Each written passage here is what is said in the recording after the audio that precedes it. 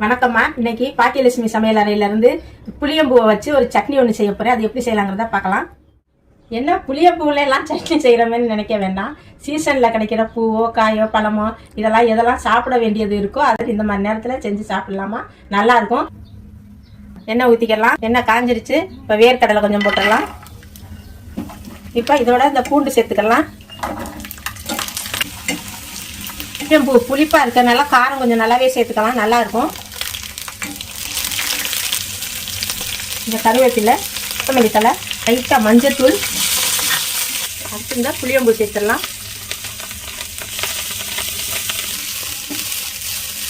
உப்பு சேர்த்துடலாம்.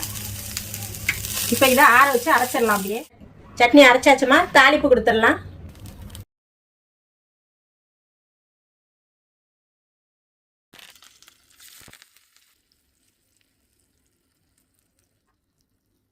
எல்லா சட்னியுமே செஞ்சு சாப்பிட்ருக்கோம்மா.